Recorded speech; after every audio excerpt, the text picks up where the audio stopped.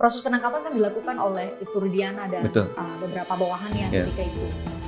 Berarti di dalam tahapan itu juga ada dugaan kekerasan dialami oleh para terpidana. Ada pemukulan. Sudah menerima sanksi? Sudah itu kapan Bang? Ibtu Rudiana, Gugun Gumilar, Aris Papua itu masuk nggak di nama yang ditemukan? Pemantauan pembunuhan Vina dan Eki ini, kalau yang kami temukan. Assalamualaikum warahmatullahi wabarakatuh. Balik lagi channel Tok Review bersama Heran di sini guys. Oke guys, makasih buat kalian yang telah bergabung channel ini. Mudah-mudahan kalian selalu berada dalam keadaan sehat walafiat, penuh berkah, murah rezeki dan panjang umur. Oke guys, baru-baru ini kita mendapatkan info terbaru dari penelusuran Christian Gris, itu dari Komnas HAM, di mana ada temuan-temuan terbaru yang dimana menyatakan bahwa orang yang telah melakukan penyiksaan dan pemukulan terhadap para terpidana itu ternyata sudah meninggal guys. Itu merupakan daripada anak buah Ibtu Rudiana di narkoba pada waktu itu. Dan di sini Ibtu Rudiana benar-benar bersembunyi di balik anggota polisi yang telah meninggal tersebut. Oke guys, langsung aja ke videonya. Cek it out. Mungkin ada proses penyidikan dari Bitpopam.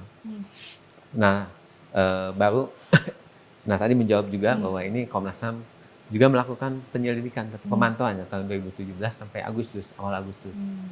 Nah, kami sudah mengeluarkan laporan sebetulnya dan juga rekomendasi terkait pemantauan pembunuhan Vina dan Eki sebetulnya. Muhammad Rizky. Hasilnya waktu itu apa? Nah, hasilnya kami sebenarnya sudah dikonversikan juga. Bulan September itu kami konversi pers. September 2017. 2024. Iya, ini. pertengahan. Karena kami kan setiap semester mengadakan konferensi pers, ya. Disampaikan bahwa kami ada temuan-temuan situ.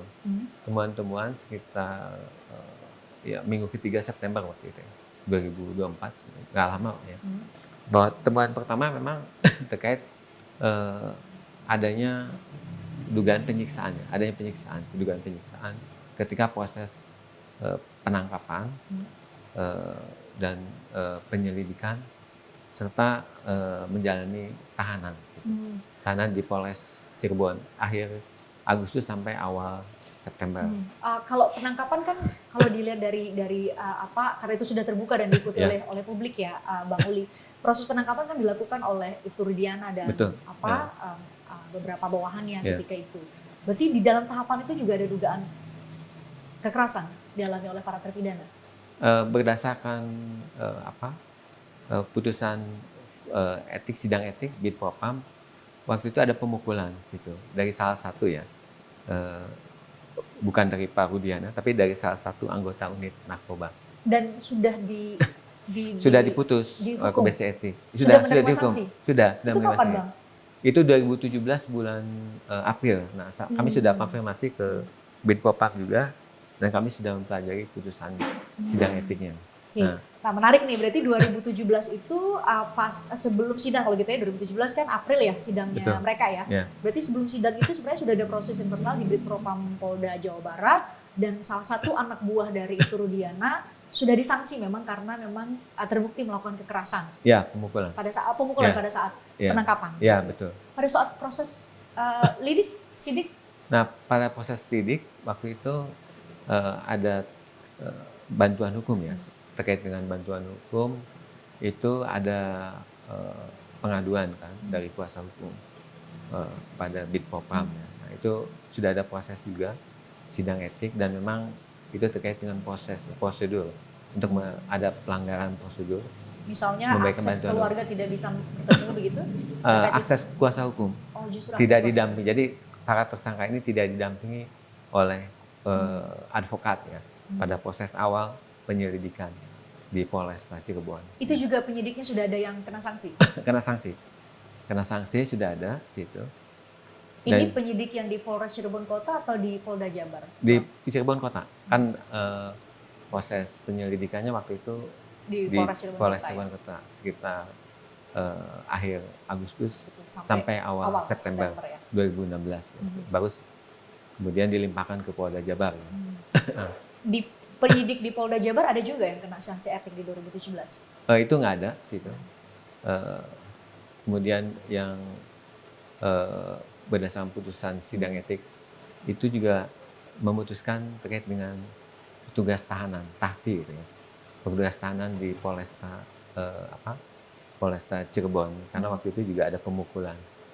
Oleh petugas tahanan Betul. atau oleh sesama tahanan dia lalai kan? Sesama tahanan juga ada. Nah, di sini guys, bahwa Bu Elsa menyatakan pada waktu lalu tidak ada tersangka.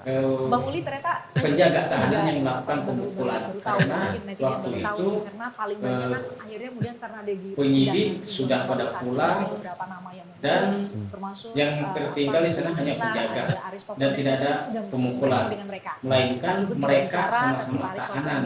Sementara di sini temuan daripada Komnas HAM ternyata itu ada dan terjadi.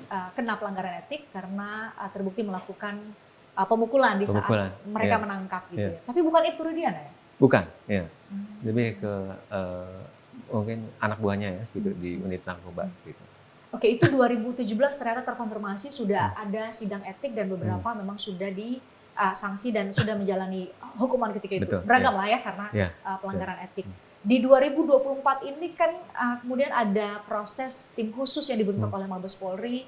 Kalau kemarin saya beberapa waktu lalu saya wawancara Bu Elsa bilang sudah ada pemeriksaan dan memang hasil pemeriksaan oleh tim khusus yang pertama itu tidak menemukan pelanggaran etik, itu sudah ditemukan oleh kepala Kadifumas Mabes Polri.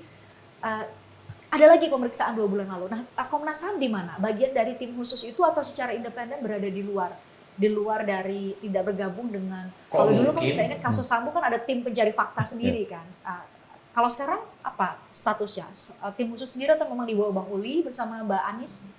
Ya, kami secara institusi Komnas secara independen melakukan pemantauan. Gitu.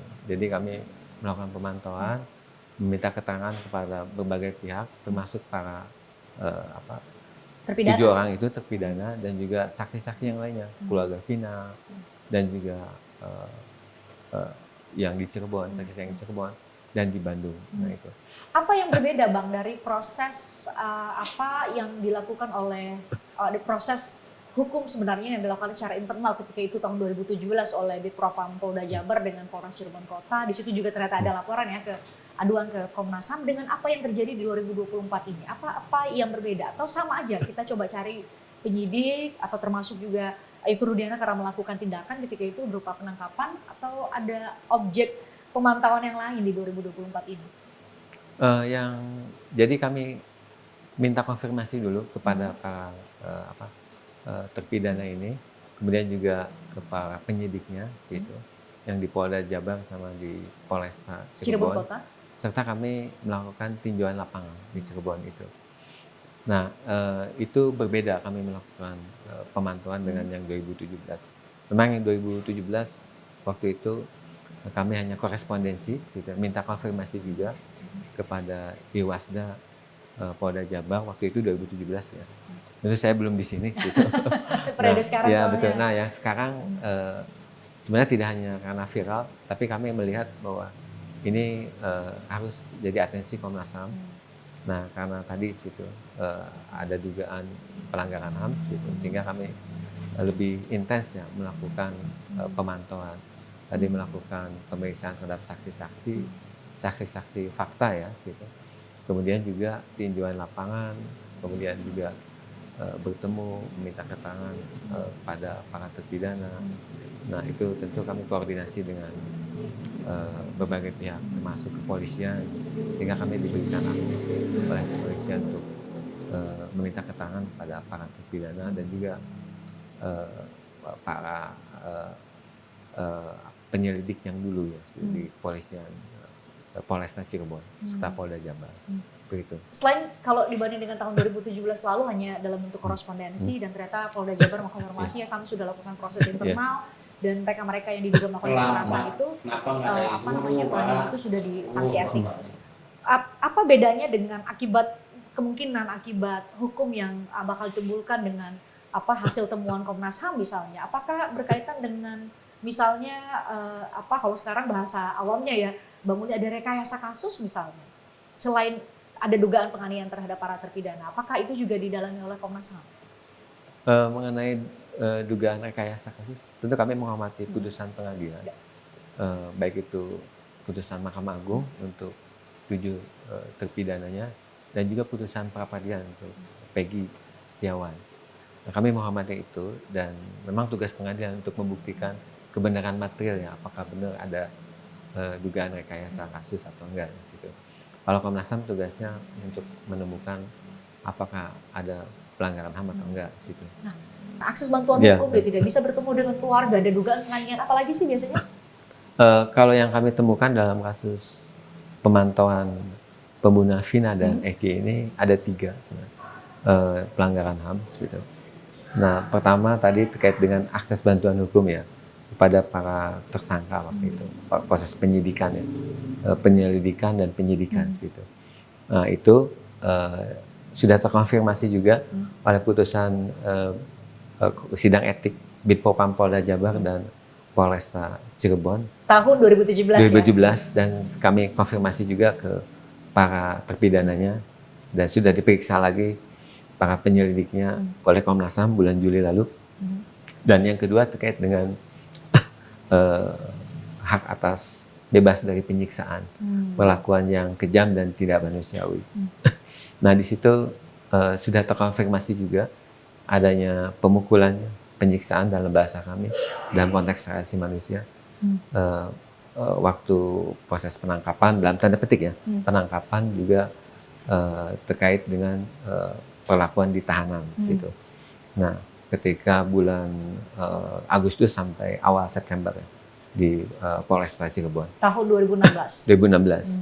Nah, kemudian tahun yang tadi yang Bang Uli sebutkan ya, betul. Ada satu aja ya, satu anak buah Iturudiana. Iya, 1 dan petugas tahanan ya. Tahanan petugas. Berarti ada 2 orang ya? 2 orang. Betul. Ada 2 orang dan mereka di sanksi etik. Bang Uli bisa informasikan sanksi etik mereka dalam bentuk pemecatan, pemberhentian atau demosi atau?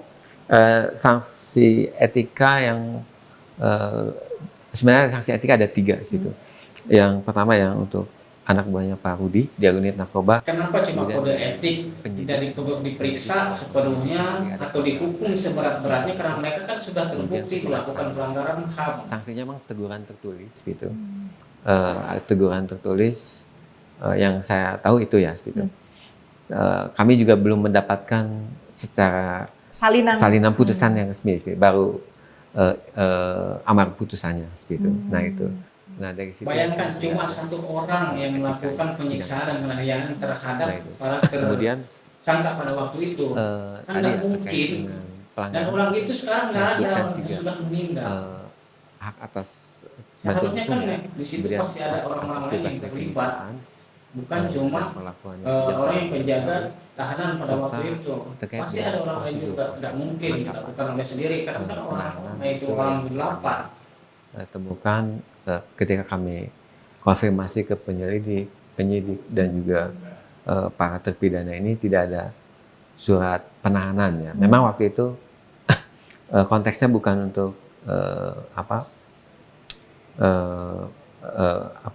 tertangkap tangan ya gitu. Nah itu, tapi waktu itu mereka lagi nongkrong ya di depan SMPN 11 di Cirebon ya, kota Cirebon. Tampaknya menjadi pengetahuan umum banget buat publik yang ikutin kasus Vina ya. Kami konfirmasi juga. Karena jadi pertanyaan mereka, Iturudiana kan waktu itu tuh di Sat Narkoba ya, Polres Cirebon Kota, tapi kemudian bersama-sama dengan sekarang sudah disebutkan di persidangan oleh Aldi, ada Gugun Gumilar di sana bersama dengan ternyata salah satunya sudah di sanksi etik, itu menangkap mereka dan dikonfirmasi juga oleh pengacaranya. Iturudiana bahwa benar memang dalam tanda petik ditangkap gitu, di bawah penguasaan tim Pak Rudiana, baru kemudian diserahkan. Kan dari sini pun udah ketahuan bahwa Iturudiana itu bersalah. Polres Cirebon Kota. Jadi dari masing-masing penangkapan itu ternyata Bang ada dugaan pelanggaran HAM yang tengah didalami oleh Komnas HAM. Sekarang itu kan akhirnya publik tuh jadi nggak sabar untuk menanti. Nih kapan kapan diumumkan dari tim khusus atau saya nggak tahu istilahnya sekarang di Mabes Polri apa temuan dari tim khusus tersebut, apa temuan dari Komnas HAM. Jadi kalau saya mewakili netizen, kapan Bang diumumkan hasil biasanya kan ada kesimpulan dari hasil pemantauan oleh Komnas HAM. Kira-kira dalam waktu dekat atau menunggu putusan peninjauan kembali keluar dulu? Untuk proses peninjauan kembali itu kami tidak bisa intervensi kan, karena Undang-Undang Komnas HAM juga memberikan koridor batasan Komnas HAM tidak melakukan intervensi, kecuali memang pengadilan meminta Komnas HAM mengizinkan misalnya untuk memberikan pendapat HAM secara tertulis. Nah itu biasanya diminta oleh pengadilan. Pengadilan Mahkamah Agung maksudnya udah milik. Meskipun pada tahapan peninjauan kembali begini sangat mungkin diminta ketika sangat jarang. Biasanya di pengadilan awal. Pengadilan tingkat pertama justru. Betul ya. Kalau di tingkat kasasi ini sangat jarang. Apalagi PK ya sekarang itu. Kami menghormati upaya yang sudah dilakukan oleh para terpidana dan melalui kuasa hukumnya. Dan ya itu kami berharap agar ini bisa dilakukan secara independen dan imparsial. Prosesnya itu paling penting ya. Mengenai substansi ya kami serahkan pada termasuk independen dan imparsial itu termasuk Komnas HAM sendiri mencoba tidak sampai jangan sampai mempengaruhi atau dipersepsikan mempengaruhi proses sidang dan apalagi putusan yang akan diambil oleh Hakim Agung ya yang akan memutus peninjauan kembali. Apakah itu juga menjawab sekarang pertanyaan saya sering WA ke Bang Uli, saya bilang Bang kok nggak ada ya? Tadi saya bilang jejak digital ini terakhir Komnas HAM bicara ke publik itu bulan Juni, bahkan terakhir ada di bulan Juli ya, Juli baru ada kemudian beritanya begitu ya jejak digitalnya. Apakah itu Bang karena peninjauan kembali yang sudah mulai di Pengadilan Negeri Cirebon sehingga Komnas HAM menahan diri dulu untuk jangan sampai kemudian ada pernyataan publik yang mungkin secara langsung atau tidak langsung mempengaruhi proses yang tengah berjalan atau ada alasan lain? Bulan September kami mengadakan konferensi pers untuk laporan semester pertama. Waktu itu minggu ketiga bulan September. Sebenarnya saya juga mengupdate ya upaya yang sedang dilakukan oleh Komnas terkait pemantauan pembunuhan Vina ini. Dan tadi poin-poin yang persis saya jelaskan, yang 3 poin itu temuan kami di situ terkait dengan akses bantuan hukum, adanya. Kalau masalah yang 3 poin itu kan kami semua sudah tahu. Yang kami harapkan itu yang terbaru, penemuan terbaru Komnas HAM yang selama ini kami tunggu dari pernyataan orang-orang di Komnas HAM. Bukan yang 3 poin ini. Kalau 3 poin itu kan dari 2017 sudah ada, tapi melainkan temuan terbaru di dalam kasus ini. Jadi semakin dibuat kecewa lah masyarakat dengan Komnas HAM ini. Nah, sementara masyarakat menunggu penemuan terbaru, bukan penemuan yang sudah beberapa tahun yang lalu, yang sangat lama, tapi yang terbaru ini, di mana itu Rudiana diperiksa yang kedua. Nah, di situ kan kalau memang ada indikasi pelanggaran sebagai bentuk temuan dari Komnas HAM, ya disampaikan gitu. Jangan sampai kita menunggu-nunggu sungai tidak berbulu. Oke, terima kasih buat kalian. Assalamualaikum warahmatullahi wabarakatuh.